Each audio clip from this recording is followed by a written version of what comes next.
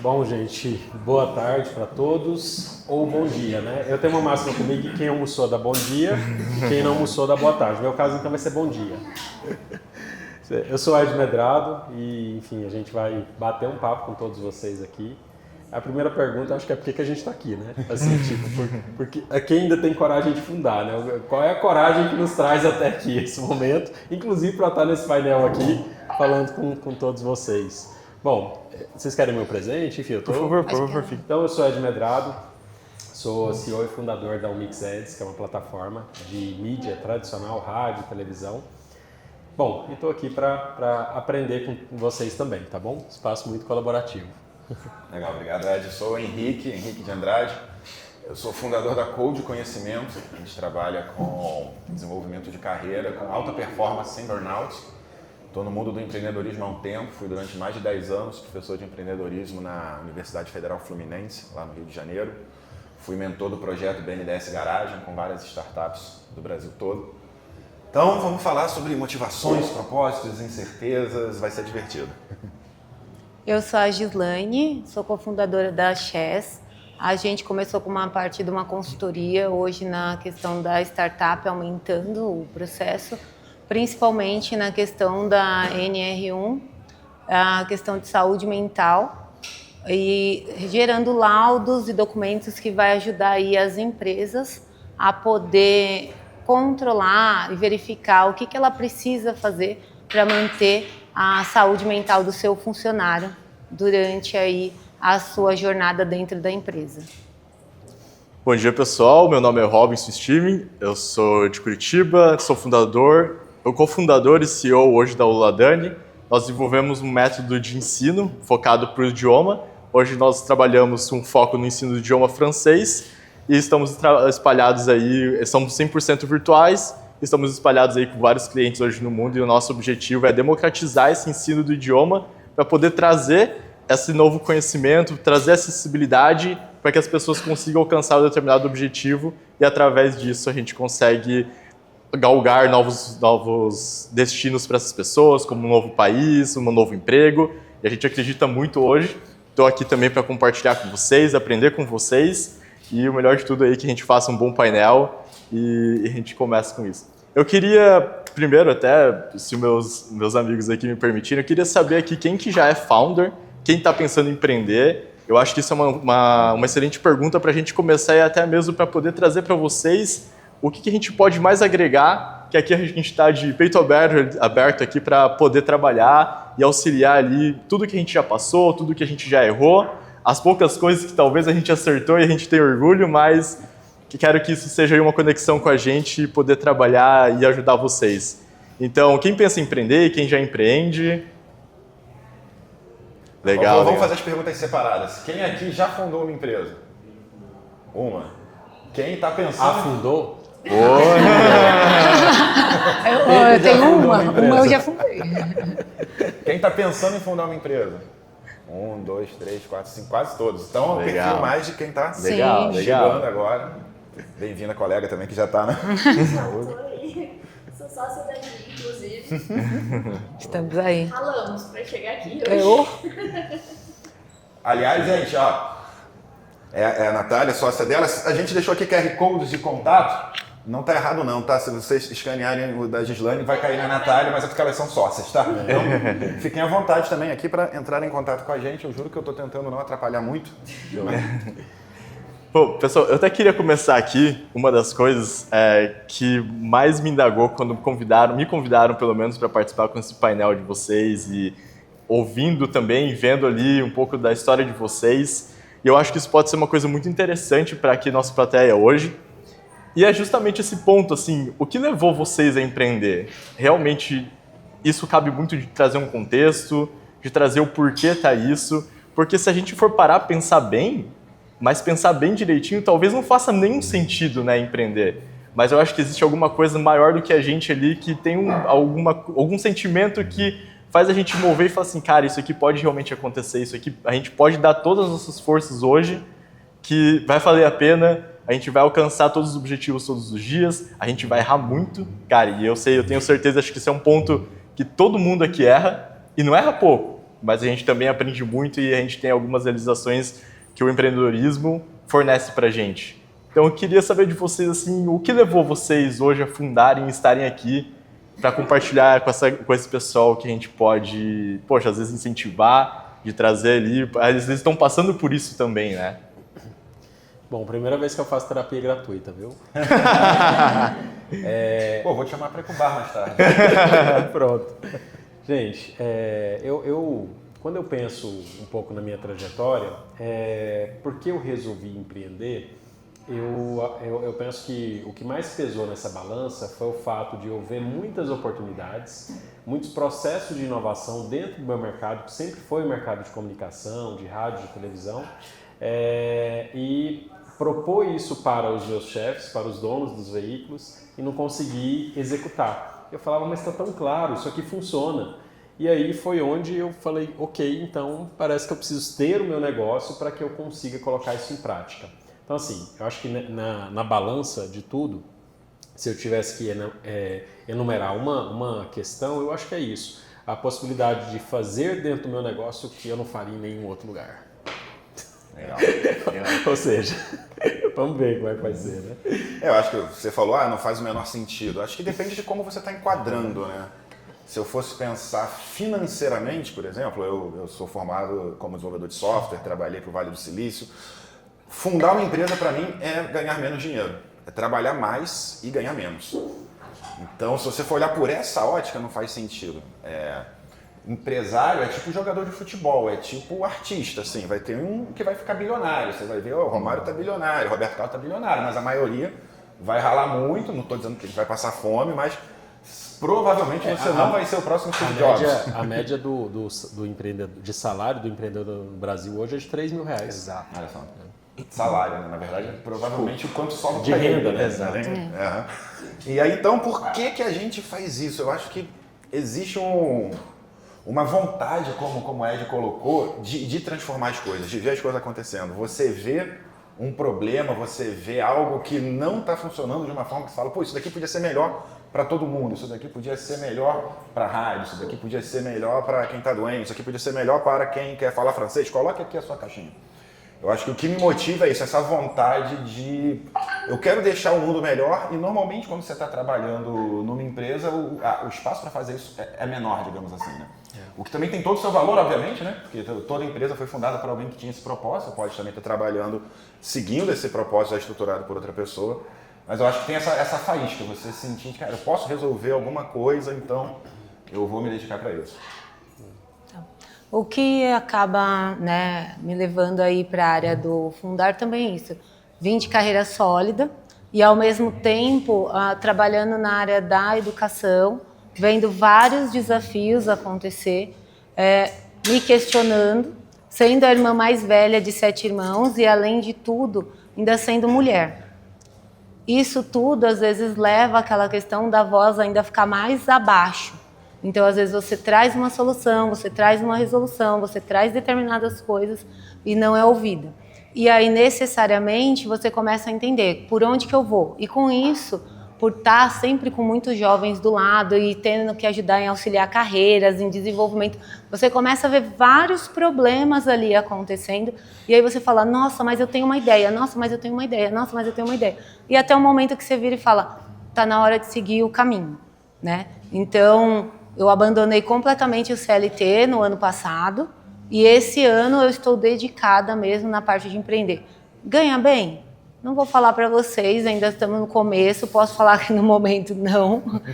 Porém, o quanto isso é satisfatório, o quanto isso é gratificante, o quanto isso traz como uma parte de motivação, inspiração, e ainda quando eu vejo que as mulheres estão em processo de ascensão, quando eu vejo que as mulheres sempre tiveram que segurar muitos pratos e tá ali, tá carregando tudo nas costas, e mesmo assim não sendo ouvido, e eu consigo hoje em dia estar nesse espaço, estar ali podendo, isso ainda me gratifica ainda mais de eu poder ajudar também outras mulheres nesse processo. Então, a gente consegue, não é à toa que eu estou até na área de RH, mas na área de RH, normalmente quem está lá são as mulheres também que estão sobrecarregadas e que precisam também dar conta ali.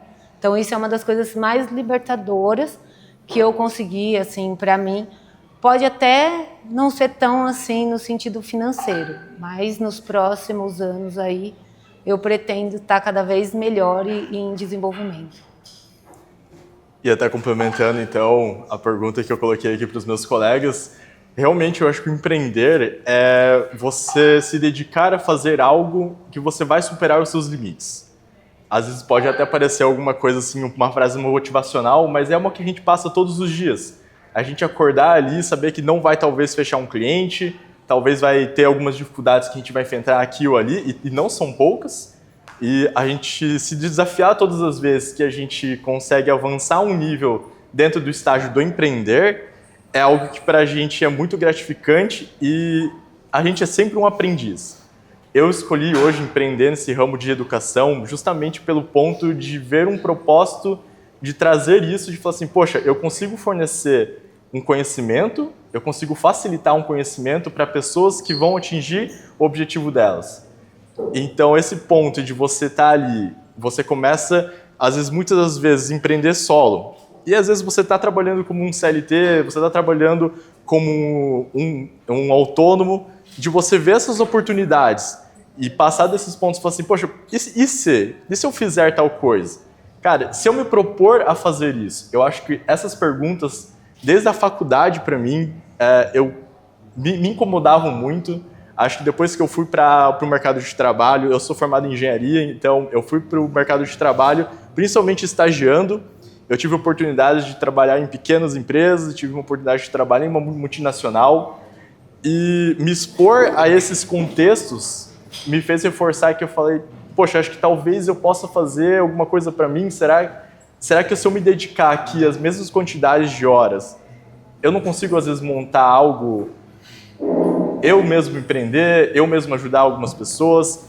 Eu fui buscando isso, um pouco do e se eu fizer isso, e se eu fizer aquilo? Lógico, eu acho que você tem que analisar todo o seu contexto. Eu fui ver as oportunidades que para mim ali no momento cabiam e eu realmente continuei trabalhando e me arrisquei também a empreender ali, a fazer um segundo trabalho, às vezes ajudar a fazer um freela de graça. Poxa, acho que isso aqui é importante para mim.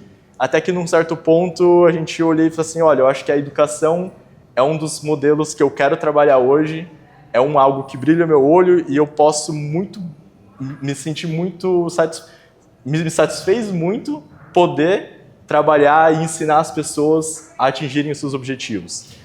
Você levantou uma bola, eu queria até perguntar para os colegas que você estava no mercado, você fundou a empresa tempo parcial, digamos assim, você tinha seu emprego. Sim. Eu fiz o mesmo movimento também, e aí conforme a empresa foi crescendo, aí você vai se dedicando mais a ela. Vocês também fizeram esse mesmo movimento? Vocês tinham um emprego e fundaram a empresa e tocaram as duas coisas ao mesmo tempo? Sim, teve uma hora que eu estava tocando 3. Caraca. Tá? Porque eu ainda estava na área da educação, então psicóloga na parte de orientação de carreira dentro de escola. Aí eu fundei uma clínica médica e aí tanto que o nosso potencial vem dessa parte da clínica médica. Hoje o nosso programa é o que eu faço na RS Saúde Integral, que é cuidar da saúde no integral, veio para a Chess. Porque a Natália, que é uma das fundadoras também, que é a minha irmã, ela é da área de inovação. E aí eu já estava empreendendo, ela falou, por que a gente não pode levar essa ideia? Então chegou uma hora que eu estava com 3 pratos. E em julho do ano passado, eu já estava assim, eu entrava na sala de aula, eu estava lá com 20, 25 adolescentes, e eu olhava para aquilo e eu falava, não faz sentido mais. E no final do ano, a hora que veio a demissão, que eu já sabia, eu só virei para minha chefe e falei, não fala nada. Muito obrigado pela oportunidade, eu já sei qual que é a minha escolha. Assim, deixa eu encerrar essa parte da minha carreira com o mérito, porque eu sabia que nos últimos 6 meses eu já não estava rendendo mesmo e entregava o que dava ali. E aí eu só olhei e falei, deixa eu encerrar com o mérito a parte da biologia. Então foi a hora que eu fechei mesmo todas as... Não digo que é todas as portas, porque a gente ainda usa biologia, mas eu falei assim, mas que eu fechei, que eu falei, não, essa parte aqui eu não volto, e aí continuo com a clínica e com a Chess. Então eu tive que fazer essa escolha para segurar os 2 pratos. E assim, para todos que estão... É uma questão assim, a gente tem que aprender a respirar fundo na hora de tomar determinadas decisões, porque eles, né, podem responder também, porque assim, a gente vai se alimentando às vezes do que as pessoas considerariam migalhas. Então, às vezes você está conversando com alguém, aí você fala, pô, ali tem uma porta, aí a pessoa vira para você e fala, oh, em tal lugar ali tá tendo tal coisa, aí vai você correndo lá. Aí, oh, em tal lugar tá tendo tal coisa, aí vai você fazer todo o movimento para ir lá. E às vezes essas pesquisas, elas são no meio da madrugada, elas são à noite, elas são de manhã, elas são a hora que você está no horário de almoço, então você almoça ali rapidinho e vai para ir trilhando o caminho até a hora que você começa a abrir algumas portas, e aí essas portas elas vão sendo abertas e aí você vai olhando e você fala, olha, tá começando a funcionar. E tem hora que você dá de cara na porta e dá aquela voltadinha, fala, respira, calma, que tem outras portas aqui e você vai indo. Mas que isso é uma coisa, e aí eu queria saber até também de vocês, como é lidar com as portas fechadas. Posso complementar? Sim.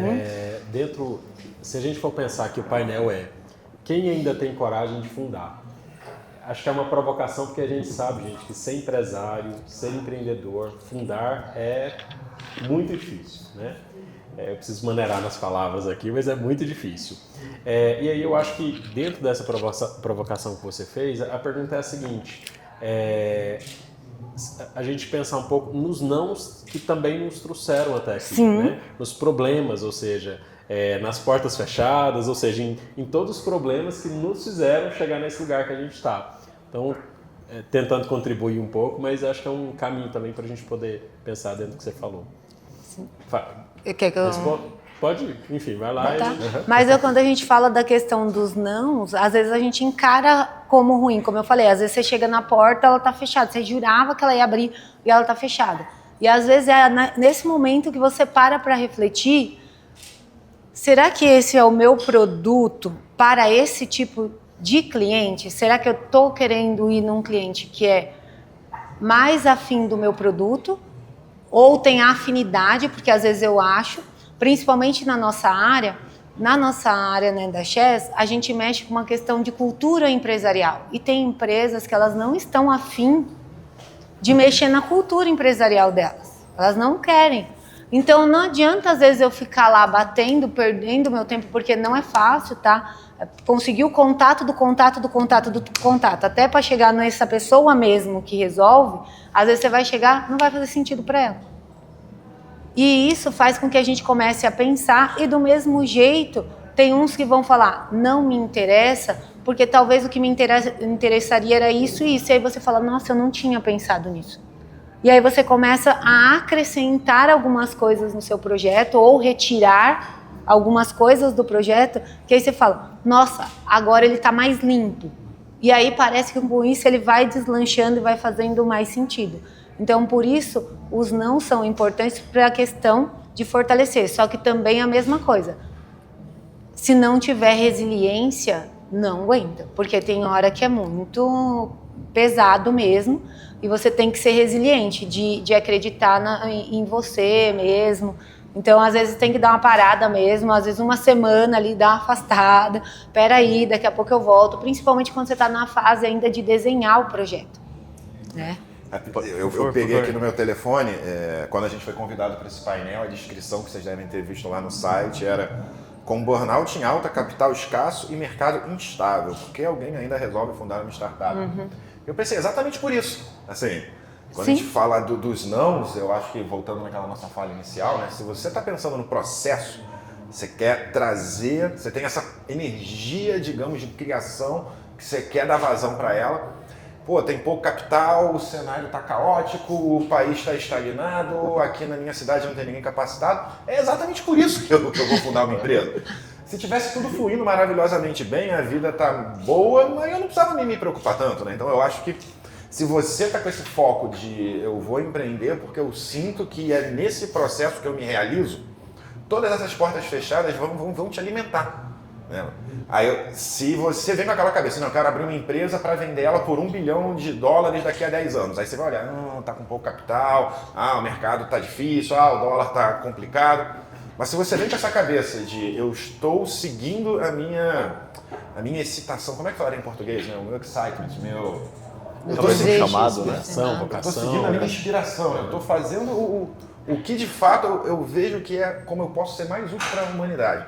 Aí todos esses não, na verdade, viram sim. Falei, pô, e é exatamente por isso que eu tenho que fazer. E aqui eu acho que entra um aprendizado muito legal que tanto a Gislane quanto o Henrique trazem, que é também, às vezes, o excesso de sim. E isso talvez é uma das maiores armadilhas que talvez um empreendedor pode enfrentar durante a sua jornada. Vamos dizer que você resolveu fundar uma empresa, você está ali trabalhando, você conseguiu seus primeiros clientes e foi isso galgando e tudo mais. Aqui você vai começar a se desenvolver e eu posso falar isso que é um case que aconteceu com a gente, de às vezes você indo, conseguindo, crescendo, cara, isso é muito legal, é muito mérito de vocês estarem se desenvolvendo, é uma coisa que vocês precisam ser comemorados. E acho que tem uma lição de às vezes você falar tanto sims que as oportunidades começam a surgir, você começa a entrar numa boa espiral de um crescimento legal, vai surgindo as outras oportunidades, você vai se encaixando em outros ambientes, só que entra um aprendizado que pra gente dentro da empresa foi muito importante, que é o gerenciamento de expectativa. O quanto eu, como empreendedor, consigo entregar isso para o meu cliente. O quanto eu consigo fornecer isso para a minha equipe. E isso é muito importante, porque você gerenciar as expectativas, e não é a questão de você falar sim para tudo ou falar não para tudo, mas entender que falar assim, poxa, eu estou aqui, eu estou me desenvolvendo, se eu aceitar esse projeto, provavelmente eu vou passar um pouco dos meus limites, eu vou ter que estudar um pouco mais, e cara, tá tudo certo, eu vou estudar mais, eu vou entregar mais, mas no final das contas de você entender, poxa, até que ponto eu posso chegar que seja saudável para mim, que eu consiga comunicar com o meu cliente, comunicar com a minha equipe, que a gente vê que chega num ponto ótimo, e até a questão que o Henrique e a Gislane falaram da questão do burnout. Cara, se a gente burnoutar, não existe mais empresa. Muitas das vezes quando você está empreendendo solo, que você está ali bootstrapping, que você está ali... Exatamente. Às vezes você depende muito, a equipe depende de você, de uma tomada de mais de decisão. E aí esse gerenciamento de expectativas às vezes acaba passando é muito importante para você trabalhar. Pode. Não, assim, dentro disso que você está falando, dentro disso que você está falando, assim, aí tem uma questão que eu penso muito, é assim, e até onde a gente vai, porque assim, a gente tem que ser resiliente, mas até onde a gente está sendo resiliente e até onde a gente está sendo cabeça dura, por exemplo, né? Porque de repente existem projetos, eu vou falar um pouco assim pessoalmente de mim, né? Eu contei um pouco da história ontem eu fiz outra terapia gratuita com o Robson, mas eu venho de um calote aí de quase um pouco mais de 1 milhão de uns sócios, a minha empresa paralisou e aí nós retomamos há alguns meses. Só que assim, essa retomada acontece numa empresa muito, muito, muito melhor e maior do que o que poderia acontecer. E aí, então assim, de fato, na minha jornada, esse calote de 1 milhão, ele me levou para um lugar muito melhor. Doído, sofrido demais. Só quem passou sabe. Mas aí quando eu fui retomar a empresa, algumas pessoas que eu amo, olhavam para mim e falavam, é sério? Você vai mexer com isso de novo? Você vai continuar nisso? E de repente agora eu estou assim no melhor negócio, no melhor momento, digamos assim, da minha vida. Sabe assim, tipo, mas é você olhar para aquelas pessoas e falar, será que eu estou fazendo certo? Sabe, eu deveria ouvi-las e deveria mudar aqui o meu caminho, porque essa não é a jornada? Enfim, dê um depoimento e quero ouvir vocês sobre isso. Queria entrar nessa do gerenciamento de expectativas. Você falou aí o burnout, se você estiver empreendendo solo, acaba... Eu já afundei uma empresa, como a gente falou, com 28 pessoas trabalhando. Caramba. Mas uma empresa leva muito tempo para não depender mais do fundador. Assim. Sim. De modo geral, óbvio, cada caso é um caso, mas... E esse é o maior desafio nosso, né? De modo geral, você vai montando uma equipe e você treina ali as primeiras pessoas, e essas primeiras treinam as segundas treinam as terceiras. E você está ali sempre tentando garantir aquela cultura e delegando uma coisinha para um, delegando uma coisinha para outro. Só que nesse processo a empresa está ganhando complexidade, está crescendo. Então você que já tem mais experiência delegou aquelas responsabilidades, mas vem outras e que são ainda, digamos, mais importantes para manter aquela marra toda funcionando. Então no momento que esse founder tem um burnout, não é que os outros 27 vão segurar. pode ser muito pior. Os outros 27 vão bater cabeça e você tem que garantir o salário dessas pessoas no final do mês e tem mais um monte de cliente rodando. Não é só o inicinho que você está ali sozinho, talvez seja até mais difícil, se você ainda não montou a estrutura, né? E aí eu acho que o gerenciamento de expectativas é muito bom. Falando do meu caso, né, a gente foi acertando, o mundo foi dando sim pra gente. Então vamos crescendo, investe mais, contrata mais gente, pum, pum, pum. Eu e meu sócio, a gente até falava, pô, eu tenho medo do que vai acontecer quando a gente erra, né? Que a gente só acerta. E a gente não errou pequenininho, a gente foi errado no tamanho gigante. E a gente errou, acho que exatamente nesse alinhamento de expectativas. A gente tinha um certo plano, a gente falou, cara, tá tudo dando certo, vamos dobrar a aposta, vamos triplicar a aposta. A gente vai dar conta de tudo. Então você vai ganhando uma confiança, eu acho que esse é um risco muito grande para quem está começando. Você vai acertar num primeiro produto, você vai entregar muito bem o primeiro cliente, você vai se encher de confiança. Aí você vai falar, pô, vou então explodir a boca do balão, como dizia antigamente, né? Eu vou dobrar aqui o investimento, vou contratar uma equipe porque eu dou conta de tudo. Aí amanhã vem uma situação diferente que não estava naquele plano e pode ser pior. Então, muito cuidado com esse gerenciamento de expectativas, né? Porque deu certo hoje, vai dar certo amanhã. Faça os planejamentos com calma. E na hora que o dinheiro começa a entrar, é difícil pra caramba fazer isso, né? Eu acho que você começa a jogar num novo nível, né? Então você tem novos desafios. E isso é muito bom porque mostra que você está evoluindo. Muitas das vezes, o empreendedor em si, seja ele empreendendo solo, bootstrapping, seja ele pegando investimento, eu acho que existem vários modelos de negócio e todos eles são muito válidos. Não existe um único modelo para você, cara, você precisa fazer isso, você precisa fazer aquilo. Não. Existe um modelo que melhor se adapta à sua realidade, que você está mais confortável para trabalhar nisso. E realmente trazer essa autoanálise do empreendedor em si é muito importante porque vai ser muito dos pontos de você entender onde você tem que se desenvolver e principalmente que eu acho que uma das coisas que o empreendedor quando está iniciando ou ele está começando é pedir muita ajuda. Cara, sempre que possível vocês peçam ajuda porque muitas das vezes os empreendedores eles são muito lobos solitários. Eles estão contra a maré, eles estão contra isso, eles enfrentam muitas dificuldades. E quando você se insere dentro de um contexto, dentro de um ambiente onde você tem outros empreendedores, muitas das vezes acontece de eles se ajudarem. Eu imagino que deve ter sido isso com vocês também, né? Pô, vou reforçar aqui o convite do Robson, assim que o slide voltar, vocês entrem em contato com a gente aqui, façam esses contatos, muito importante. Eu contei essa história agora do burnout, com certeza, assim, sempre que eu comecei eu estava próximo de outros empresários e pessoas que também estavam começando. É legal. Então, quem tem coragem de fundar? A pergunta aqui. Uma das formas de saber quem tem coragem é com quem você anda. Sim. Acho que se você está andando com outras pessoas que estão tendo coragem, naturalmente, e não é só quem está tendo coragem, é quem está quebrando a cara, quem está acertando, você está em contato com aquilo ali. Às vezes também você vai só ver posts de grandes empresários, que tem empresas com 500 pessoas, faturando 100 milhões. É legal ter essa inspiração, mas não é o cara que está ali no mesmo dia a dia que você. E eu sinto que lá nessa empresa que a gente quebrou, a gente chegou num lugar que a gente estava sozinho. A gente tinha uma rede de muitos pequenos empreendedores, a gente conhecia empresários com empresas consolidadas e a gente não teve uma rede de quem está numa empresa desse tamanho médio crescendo. A gente não tinha ninguém para trocar. Na mesma situação, trocávamos com muita gente, mas ninguém vivendo aquela mesma coisa. E o melhor isso conhecimento vai te dando uma solidão, né? E o melhor conhecimento é sempre daquele cara, daquela empresa ou daquela pessoa que está num próximo nível que o seu, porque ele está vivendo uma realidade muito próxima da sua. E isso é muito importante e acaba sendo assim uma aceleração gigantesca de vocês poderem trocar, de falar assim, poxa, hoje a gente tem ali 200 e poucos alunos, 300 e poucos alunos, o que vocês passaram por isso? Vai ser uma dor muito, muito semelhante, assim, só que talvez uma menor escala, uma maior escala.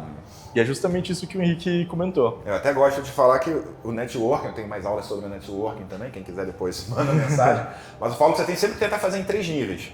Você tem que procurar alguém que já está um passo à frente para você se inspirar, alguém que está um passo atrás também para você ensinar, mesmo que você esteja começando agora. Você já veio aqui hoje, já aprendeu umas coisinhas com a gente. Eu tenho um colega que está pensando em empreender que não veio aqui hoje. Já ensina um negocinho para ele. E o pessoal que está do lado. Acho que muita gente, né, quando procura networking, procura só o quem está à frente. Muita gente, e é importantíssimo, mas muita gente vai para a roda de networking só. Tem uma frase, né? Eu quero ser a pessoa mais burra da sala. Se eu não for a pessoa mais burra, eu estou na sala errada. Eu quero estar sempre andando com pessoas que estão mais à frente. Mas se isso fosse verdade, as pessoas que estão mais à frente nunca parariam para conversar com você também.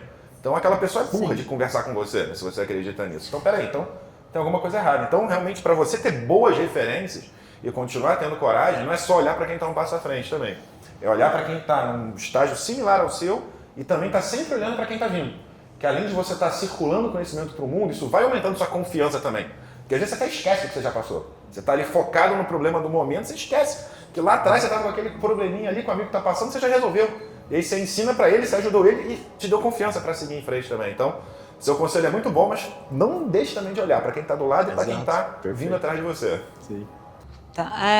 Quando a gente nota na questão do fundar, igual os meninos estão falando, dessa questão do olhar para o lado, e é muito importante também, eu acho, na questão de se autoconhecer e a questão com o seu valor.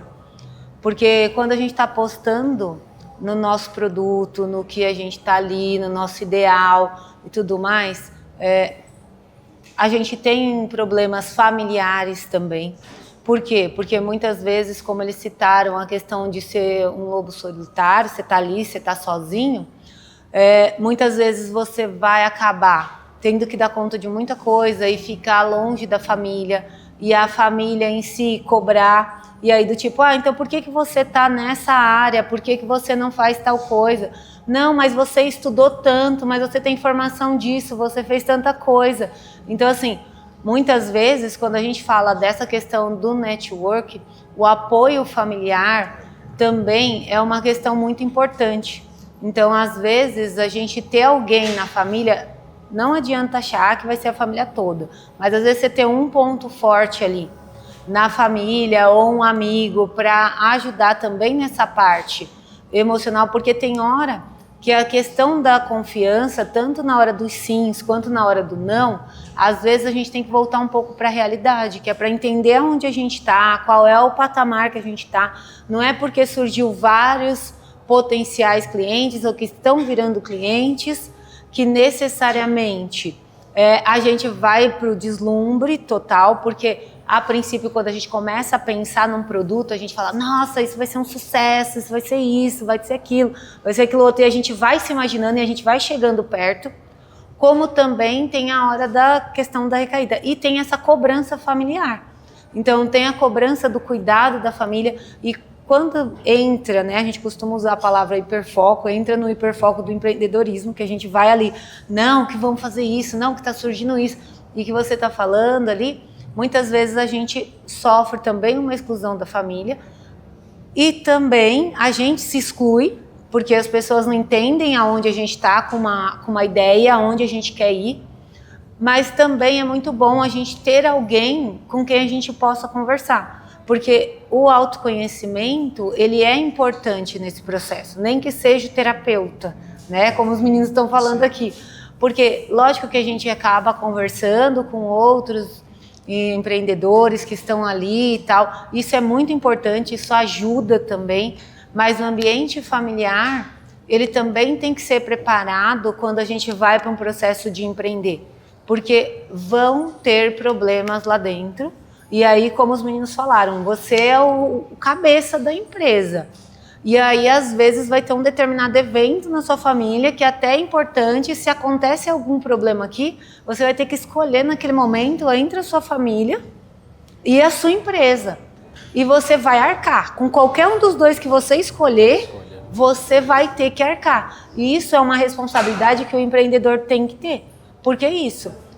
Se você for para o evento, sua empresa fica sem você. Se você ficar sem, né, se você vai para a empresa, a sua família fica sem você.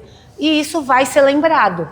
Pode ser com perca financeira, pode ser as fotos de uma determinada festa, de um determinado evento que você não vai estar lá e que você não participou, a família inteira está comentando daquele evento e você não estava presente. Então isso também é um desafio que até afeta sim a saúde mental quando a gente está falando aí da questão do burnout. Então, quanto aguentar. Pode ser um sábado, né, 2 horas da tarde, que vocês estão no clube fazendo alguma coisa, não, estão assistindo um painel, uma palestra, né? Sobre como empreender. Mas assim, contribuindo aqui, eu gostaria que vocês falassem, e depois eu posso falar também, Mas assim, qual é a principal dor, né, enquanto empresário, enquanto empreendedor, e como e se solucionaram, né? Porque às vezes não é uma dor que foi solucionada ainda. Mas assim, se vocês tivessem que pontuar, né, qual a principal dor de vocês, né? Começar daqui ou de lá? Tá. Falando rápido assim, eu não tinha me preparado, mas a maior dor que eu já passei acho que foi ter que mandar um time embora. Você ter aquelas pessoas que estão ali trabalhando com você, com aquela cultura, acreditando no projeto, e você um dia chegar e falar, então, gente, o terceiro plano que a gente tentou deu errado, acabou, o dinheiro vai acabar daqui a 2 meses, então a gente tem que rescindir o contrato agora, porque a gente não vai ter dinheiro para pagar vocês daqui a 3 meses, obrigado por tudo, amo vocês, tchau. Foi a parada mais dolorida de todas. Vocês. Para mim, a maior dor, assim, foi... Né, tem a questão, processo, tá, de ter que desligar alguém não é fácil, é uma coisa também estrondosa, assim, que abala. Mas também é quando você chega em determinadas parcerias ou questão de vender o produto e aí você tá ali, você coloca todo o seu empenho na questão de contrato, aí você firma o contrato com a empresa e aí em questão de 6 meses você tá num processo de investimento, tudo mais, e aí a empresa começa a falhar com as questões que estão no contrato. E aí a sua empresa está meio que dependendo daquele processo e você tem que parar, respirar e entender. Se eu ficar com esse cliente, eu vou ganhar muito mais prejuízo. Então, você ser obrigada a romper um contrato que você fez ali com toda a ação e você falar, eu vou ter que romper, porque ele está te lesando e você está tentando até lidar com os pratos, mas aí quando você chega e você fala, eu vou ter que falar o não, por um sim que eu tanto busquei. E ter uma maturidade dessa de baixar ali, pensar no assunto e depois cortar esse contrato para não prejudicar você, mesmo já estando prejudicado, não é uma coisa tão simples assim. Robson. Olha, hoje, analisando a minha trajetória e vendo assim das coisas que eu já passei, muito desse ponto, eu acredito que a maior dor, assim, que eu já passei pelo menos, eu acho que trouxe algumas lições muito valiosas, foi realmente se retirar de um projeto que você se dedicou às vezes 5, 6, 7 anos. Então, de você olhar às vezes para os seus sócios e olhar para os seus clientes e falar assim, cara, infelizmente realmente não deu certo, a gente tentou fazer o nosso melhor e entender de passar por esse ego, né? Porque o ego é uma questão que realmente dói muito de você falar, cara, não deu certo, será que eu sou realmente bom para fazer isso? Será que eu consigo? Será que eu sou capaz de fazer esse ponto? E aí você parar, sentar, fazer uma autoanálise de tudo que você acertou e tudo que você errou e falar assim, cara, eu acho que agora eu estou um pouquinho mais preparado para enfrentar um novo desafio. E tá tudo certo, cara. Eu acho assim, a gente vai errar muito. Eu acho que sair, ver... E o principal de tudo, eu acho que ter essa honestidade de conversar, de ser transparente com as pessoas que estavam ali com você. Assim, cara, não deu certo realmente. Eu acho que a gente vai ter que se virar, vamos ter que buscar algum outro projeto. E admitir isso. Eu acho que esse talvez seja esse foi a maior dor que eu vivi, pelo menos na trajetória profissional ali, como empreendedor. E eu acredito que seria isso mesmo, cara. Se não me delongo aqui... Deixa eu pegar rapidinho. Vai lá. Tem uma palavra que é muito usada no budismo, que é Nietzsche, que é impermanência. E eu acho que quem vai ter coragem de fundar é quem entende essa impermanência. E você tem que estar afim do processo e você tem que já saber, antes de fundar a sua empresa, que ela vai mudar, que aquele projeto que você começou não vai chegar até o final do jeito que você projetou, que a Samsung começou plantando arroz e hoje vende navio, então assim, não precisa ser faz componente eletrônico, né? Exato, então vai mudar necessariamente. Se você se apegar a isso, pô, mas a gente fez esse projeto e deu certo por tanto tempo. Se você estiver procurando aquela ideia mágica, eu já estive nesse lugar também há um tempo atrás, muita gente fica. Eu ainda não tenho coragem de fundar porque minha ideia não está tão boa assim. Eu vou maturar melhor a minha ideia, eu vou arrumar um outro sócio que conhece essa técnica aqui. Quando eu tiver o projeto que não tem chance de dar errado, aí eu fundo. Tenho duas notícias para você. A primeira é que esse projeto que não existe esse projeto que nunca vai dar errado. E a segunda notícia é você vai achar que encontrou ele e ele vai dar mais errado ainda. Então a única forma de dar certo é nesse processo que vai estar sempre se atualizando. E é um ponto importante até, trazendo até um termo do Oriente, né, que é a mente, você ter uma mente de aprendiz, né, que é o Shoshin. Cara, você vai estar sempre aprendendo. Não é porque o seu negócio deu errado agora, o seu produto deu errado agora, que você não pode utilizar ele para alguma outra ocasião, alguma outra situação. A gente tem várias histórias ali que a gente pode se inspirar, por exemplo, do Slack, que virou um grande business hoje. Mas muitas das vezes que você está ali, às vezes pode ser até uma questão do brigadeiro, você pode começar fazendo ali um brigadeiro e você começa a se desenvolver as suas habilidades, você começa a inventar um outro tipo de doce e você vai melhorando.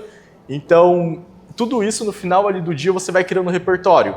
E isso talvez seja uma das melhores habilidades que o empreendedor pode ter, é repertório no final do dia. E você adquirir repertório passa muito também de você se expor a situações e trabalhar duro para chegar lá. Então, por favor, Ed, para você fechar ali a sua indagação para a gente. Eu diria que, para mim, na minha jornada, né, a principal dor é a solidão. Eu acho que, assim, é você... Porque, assim, você tem a gente tem equipe e tal, mas não vê o negócio com o mesmo olhar, né? Estão inseridos, ou seja, estão sendo remunerados, assim. E aí eu chego e falo, olha, digamos que o Henrique é da minha equipe, vamos fazer tal coisa, o que você acha? Eu acho que vai ser massa. Só que se der problema, quem responde pelo problema sou só eu, né? Então acho que a solidão é uma das coisas que eu acho que pega muito pra mim. Você tem sócios? Hoje eu tenho 3 sócios de vesting, ou seja, para quem não sabe o que é vesting, eles entram ali com um trabalho numa área específica e aí tem uma participação no negócio. Mas eu queria, a gente já está caminhando para os minutos, assim, né? Falta 15 minutos para acabar. Eu não sei se você tem pergunta. Por favor, pessoal, vamos co-criar aqui no painel. Eu até tenho mais coisas para perguntar aqui, mas acho que faz sentido ouvir de vocês também. Alguém tem alguma pergunta, gente? Ótimo, então. Obrigado. Uma salva de palmas a ele. Mais voltando para o Henrique, mas quer comentar, mais voltado para o Henrique, queria comentar um pouco. Você é professor universitário, se você fez a transição, como é que foi esse processo? Legal. Hoje eu até estou dentro da universidade fazendo meu doutorado, não atuo mais com ela na graduação. E sim, em algum momento eu fui me dedicar só à minha empresa. Nesse momento até me dedico à minha empresa e também a estar fazendo agora um doutorado lá dentro. Mas eu segui esse chamado, digamos assim, né? E é um caminho praticamente sem volta quando você se apaixona a começar a fazer vendas, a transformar vidas, a ver esse resultado. Por mais que eu sempre trabalhei com educação, dentro da universidade você também está ali transformando vidas, mas dentro da universidade eu me sentia tanto dentro de uma caixinha onde você consegue mexer tão pouco e cada mudança que você quer fazer é conselho, é MEC, é regulamentação. Eu ainda estava dentro sempre das universidades públicas, eu também trabalhei com privado, mas a maior parte nas públicas, aí é toda uma engrenagem que para você movimentar é frustrante, é difícil, aí de repente você tem a sua empresa com o seu método educacional, com a sua forma de fazer. Então, eu sempre fui apaixonado pela educação e hoje eu sou mais apaixonado ainda por ter a minha escola. Bom, mais alguém? Ali atrás. Aqui depois lá. Vocês como fundadores, eu queria entender assim, a visibilidade de vocês para a parte de hubs de inovação, ecossistema de inovação, comunidades, né, de hubs, se vocês fazem parte de alguma, o que vocês podem falar para as pessoas que querem entender qual é o benefício de estar dentro de um. Por favor. Bom, eu diria que fundamental. Quando eu retomei a Wix agora, que é o meu negócio, né? Vocês receberam aí um panfletinho. A primeira coisa que eu fiz foi procurar essas comunidades. E olha, me abriu um mundo assim, foi fantástico para mim. Então hoje eu estou inserindo um monte de comunidades. Eu brinco não, gente, é uma realidade. Eu faço pelo menos 2 cadastros todos os dias em programas de aceleração, de comunidade, todos os dias eu faço 2 cadastros. É assim. Eu gasto um tempo para isso, mas isso tem me dado resultado. Legal. Eu queria complementar desse tema. Eu fui estagiário na incubadora da minha faculdade e Aonde? eu fui na UTFPR, em Curitiba. E foi muito legal de ver realmente muitos, até alunos e ex-alunos voltando para a universidade com essa ideia de incubar, de criar, de estar ali validando o processo e ver eles se conectando com investidores, se conectando com as outras pessoas. Eu vejo que é um suporte primordial para o empreendedor que está ali, que ele tá, o founder ou as pessoas que estão dispostas a empreender, de você não começar totalmente do zero. Então você já tem um ponto de partida mais estruturado, muitas das vezes você vai ter uma equipe jurídica para te auxiliar, você vai ter outras pessoas trocando ideia dessa questão do networking que a gente comentou aqui. Então é valiosíssimo. Eu recomendo para todos que puderem entrar numa comunidade, entrar às vezes num hub, participar de uma aceleração, é muito, muito valioso sempre. Show. E a questão de participar dos hubs, a gente participa de vários. E uma das coisas é que ajuda até nessa parte do incubar de afunilar a sua ideia. Porque é isso, às vezes a gente chega com uma ideia monstruosa, mas ela vai ter que ser aprimorada e às vezes assim, por onde começar, qual é necessariamente o processo. Então a comunidade vai ajudando a gente dar essa estrutura. Então o network é fundamental e até a questão do desenhar mesmo todo o processo. Então é uma coisa que auxilia bastante. Eu posso até falar, hoje é 1º de agosto, eu estou aqui com vocês, eu não estou no Rio de Janeiro, está agora acontecendo a abertura oficial do programa Hub Startups RJ, que a Code foi selecionada, minha empresa está no projeto lá, com o apoio da FAPERJ, Agência de Fomento do Rio de Janeiro. Então eu posso responder depois como é que vai ser esse processo que está começando hoje.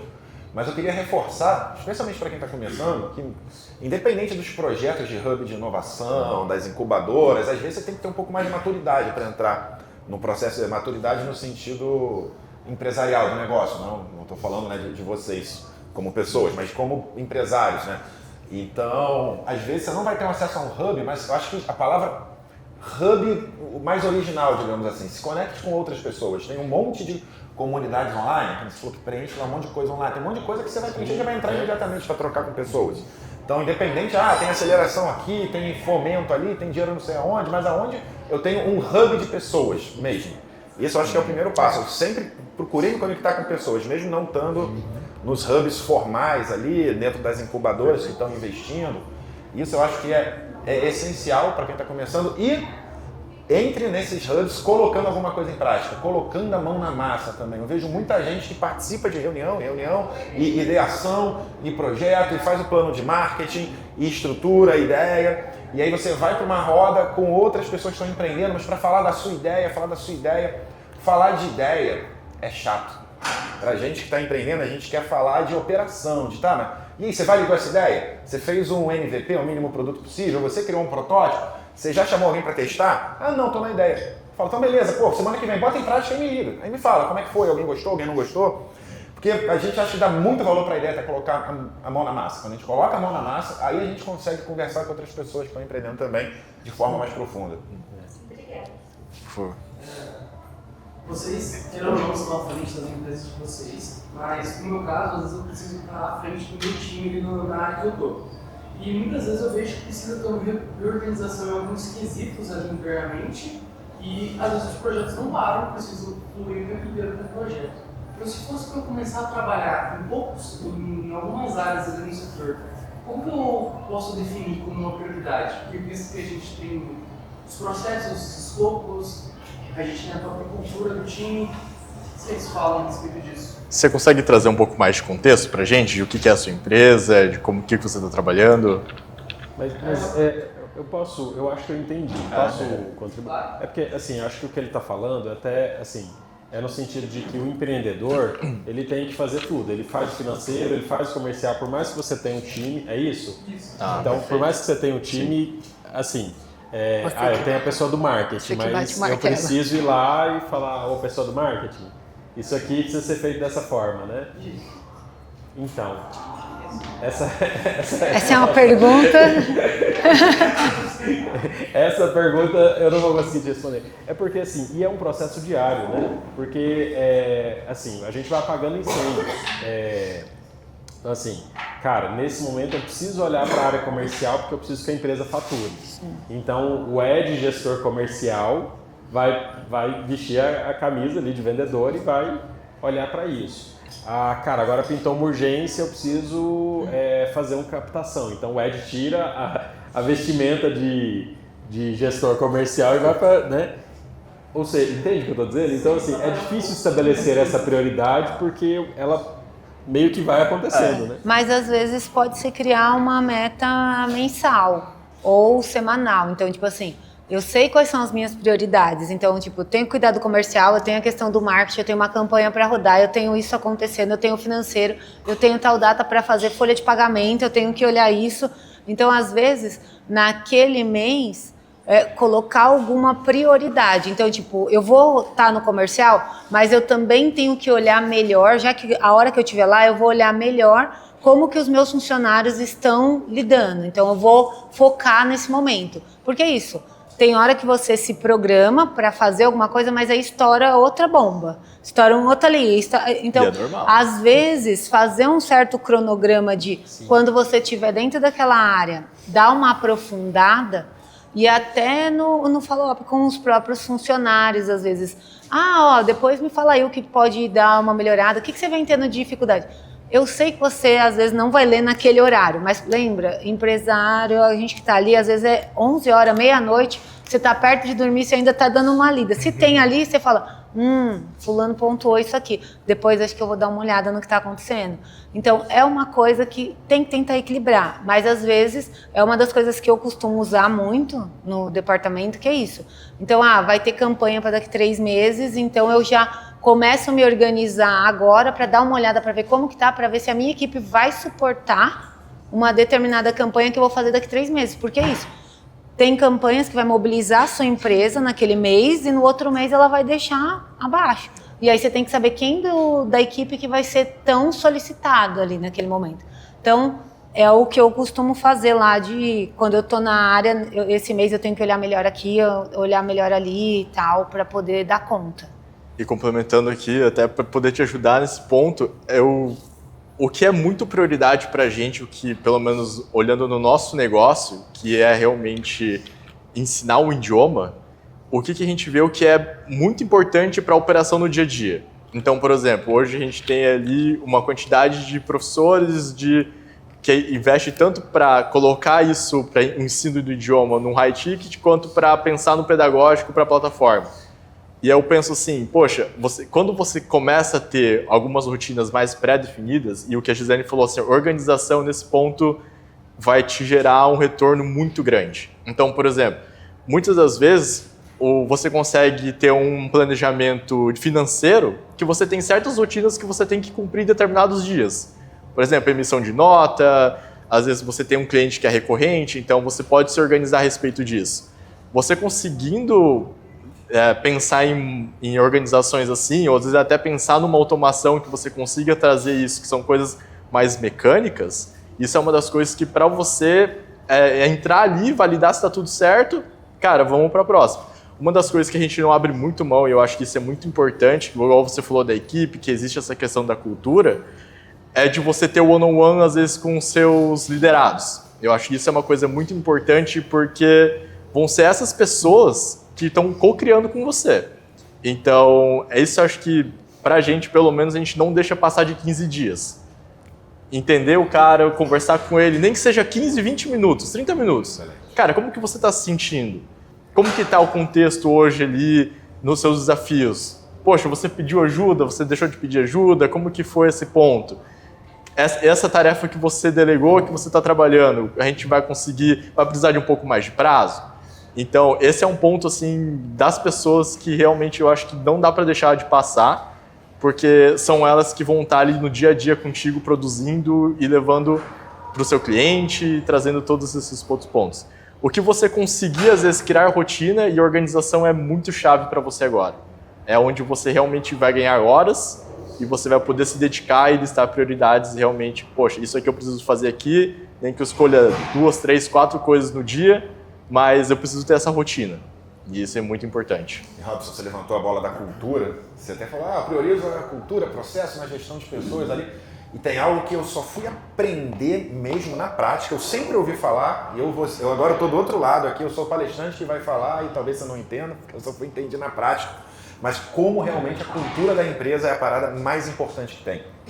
E você definiu lá os seus valores, e você fala, legal, né? Um quadrinho que bota aqui na parede, bonito, não, aquilo ali é o ambiente que você está construindo. Quando você tem um time, os valores que você traz, eles têm que estar acima de tudo. Pô, mas aí se a gente abrir mão desse pequeno valor aqui, e a gente consegue fechar aquele contrato e vai entrar mais R$1 milhão, e daqui a 6 meses a gente volta pro padrão que a gente tinha lá atrás. Não vai voltar. E é muito tentador no dia a dia. Sim. É isso, pô, a gente tem a reunião, que ele tem o valor na empresa dele, reunião a cada 15 dias. Pô, mas tem a viagem pro Hacktown e apareceu aqui um cliente prospectando em Manaus. Esse mês não vamos fazer, não. Mês que vem a gente volta a fazer. É negociado. Essas pequenas concessões que parecem bobinhas, elas vão se acumulando e quando você vê, você não entende mais a sua empresa, tá todo mundo batendo cabeça. Então, eu acho que na dúvida, você falou, como é que prioriza? A primeira coisa é a cultura. Vai perder contrato, vai demorar mais a crescer, vai ter problema, mas a cultura tem que estar em primeiro lugar. Os valores da empresa, eles têm que ser inegociáveis. E se tiver que negociar, aí muda. Não é vamos abrir mão. Então, beleza, esse valor não faz mais sentido pra gente, a gente quer seguir sem ele. Beleza, mudou. Mas falando, a gente vai abrir mão rapidinho para garantir aqui uma entrega e depois volta. Não faça isso de jeito nenhum, o preço que você vai pagar lá na frente é enorme. Gente, 2 horas. Eu queria só fazer mais uma pontuação sobre a sua fala, que eu acho que uma grande questão assim, é métricas. Cara, se eu pudesse dar uma sugestão gaste pelo menos 1 a 2 dias por mês, porque assim, a minha primeira fala talvez tenha soado que deixa solto, não é isso. Mas gaste de 1 a 2 dias por mês fazendo métricas. Então, por exemplo, o que é importante para você? LTV, não sei se todo mundo sabe o que LTV é. O que o cliente gasta com você ao longo de quanto tempo ele fica, né, dentro da sua empresa. Ou seja, todo mês eu gasto ali uns 2 dias por mês trazendo esses dados para eu ter informação. Então, por exemplo, essa semana a gente estava fazendo um relatório lá e tem uma rede social que nunca foi postada. Eu fui pedir para a pessoa responsável, falei, faz um relatório para mim. Ela, não, mas não foi postado. Eu falei, coloca 0 lá. Sabe por quê? Eu estou abrindo nela a percepção de que aquela rede social, ela nunca mexeu. Entende o que eu estou dizendo? E aí fazer essas métricas nos abre a percepção, mesmo que seja de uma área... Cara, eu não bati a meta, então vai lá e faz o seu relatório para você mesmo dizendo, olha, esse mês eu não bati meta e foi tanto a menos do que deveria ter sido. A gente está com o tempo contado, eu queria fazer uma última pergunta, assim, para todos nós respondermos, né? Para que responda no máximo em uma frase, que é, quem ainda tem coragem de fundar? Quem tem resiliência, coragem, e quando eu digo uma coragem com responsabilidade e de verdade, eu acho que é um sonho. Sonhar.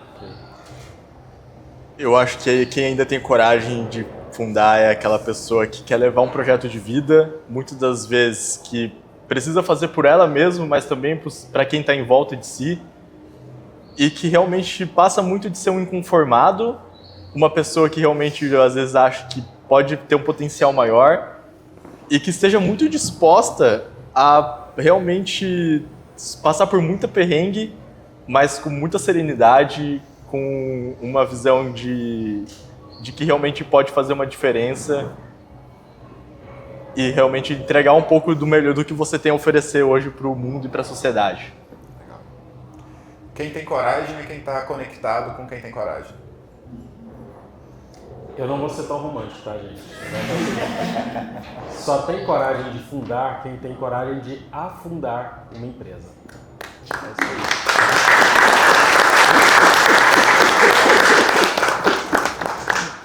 Obrigado.